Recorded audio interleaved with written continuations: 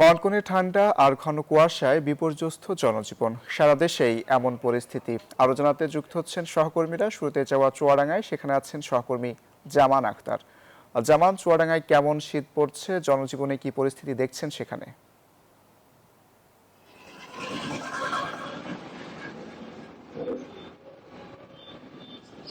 অঙ্কুর, গত প্রায় 10 দিন ধরেই কিন্তু চুয়াডাঙ্গাতে হাড় কাঁপানো শীত অনুভূত হচ্ছে। বিশেষ করে এই সকাল থেকেই যে হিমেল হাওয়া, উত্তরের হিম শীতল ঠান্ডা হাওয়ায় কিন্তু মানুষের জীবনে এক ধরনের দুর্ভোগ নেমে এসেছে। আমি যদি আপনাকে বলতে চাই, আজ সকাল 6টায় কিন্তু চুয়াডাঙ্গার যে তাপমাত্রা রেকর্ড করা হয়েছে সেটি হলো 13 ডিগ্রি সেলসিয়াস। তাপমাত্রার পারদ কিছুটা উপরে উঠলেও খুব সকাল থেকে কিন্তু ঘন কুয়াশা এবং হিমেল হাওয়ার কারণে জনজীবনে এক ধরনের ভোগান্তি নেমে এসেছে। বিশেষ করে শ্রমজীবী মানুষ যারা আছেন, খেটে খাওয়া মানুষ যারা আছেন, বিশেষ করে রিক্সা চালক, ভ্যান চালক, দিনমজুর শ্রেণীর মানুষ যারা আছেন, তারা কিন্তু এক প্রকার দুর্ভোগে পড়ে গিয়েছেন। তারা যেটি বলছেন যে কনকনে ঠান্ডার কারণে কিন্তু তারা তাদের কাজে যথাযথভাবে আত্মনিয়োগ করতে পারছেন না।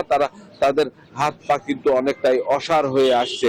আমরা স্থানীয়দের সাথে কথা বলেছি, তারা যেটি বলছেন, খুব ভোর থেকেই কিন্তু ঘন কুয়াশায় বৃষ্টি সীমা অনেকটাই কমে আসছে। তারা কিন্তু 50 মিটার দূরের বস্তুকেও দেখতে পাচ্ছেন না। বেলা বাড়ার সাথে সাথে সূর্যের দেখা মিললেও এই হিমেল হাওয়ার কারণে কিন্তু এই ভোগান্তি কোনো ক্রমেই কমছে না।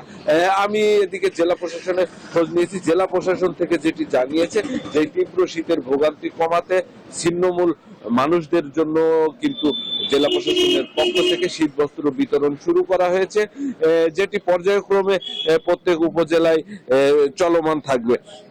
আমি চুয়াডাঙ্গা সদর হাসপাতালে খোঁজ নিয়েছি। হাসপাতাল থেকে যেটি জানিয়েছে, সেখানে কিন্তু শীতজনিত রোগীর সংখ্যা অনেকটাই বেড়ে গিয়েছে। তো এই ছিল চুয়াডাঙ্গা থেকে আমার কাছে শীতজনিত সমস্যার আরো খবর জানতে আমরা যাব রাঙামাটিতে। সেখানে আছেন সহকর্মী ফাতেমা জান্নাত মোমো। মোমো, আপনি জানাবেন রাঙামাটিতে শীতের কি অবস্থা?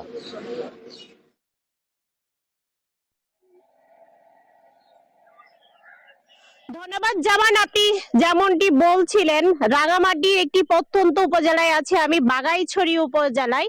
এখানে তীব্র শীতের কারণে এখানকার যারা স্থানীয় আছে, বিশেষ করে যারা চাষাবাদ করেন, তারা কিন্তু অনেক বিপাকে পড়েছে।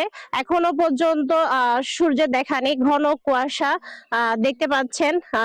উপজেলাগুলো থেকে যে লঞ্চগুলো ছেড়ে যায়, সেগুলো ঘাটে বাঁধা আছে, যেহেতু অনেক বেশি কুয়াশা, যার কারণে লঞ্চ গুলো চলাচল আপাতত এখনো পর্যন্ত ছাড়েনি। লঞ্চ গুলো দেখতে পাচ্ছি, লঞ্চ ঘাটেই লোকজনও কম, অনেক মানুষ ঘোরাফেরা করছে, ঠান্ডার কারণে কাজ করতে পারছে না।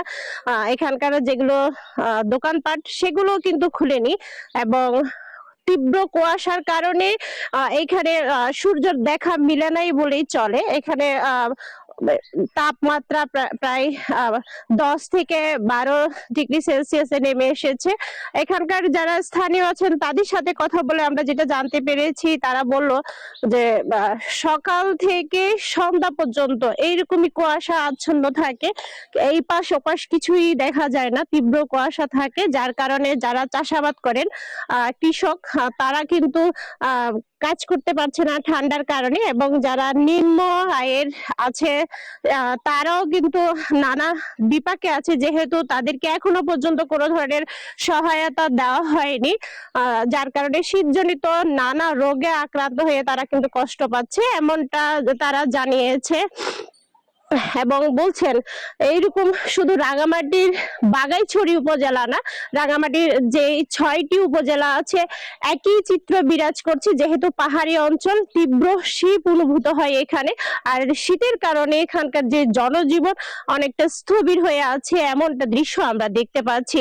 তো রাঙামাটির বাগাইছড়ি থেকেই ছিল আমার কাছে সর্বশেষ তথ্য। ফিরে যাচ্ছে স্টুডিওতে। মোমো এবং জামান, আপনাদের দুজনকে ধন্যবাদ।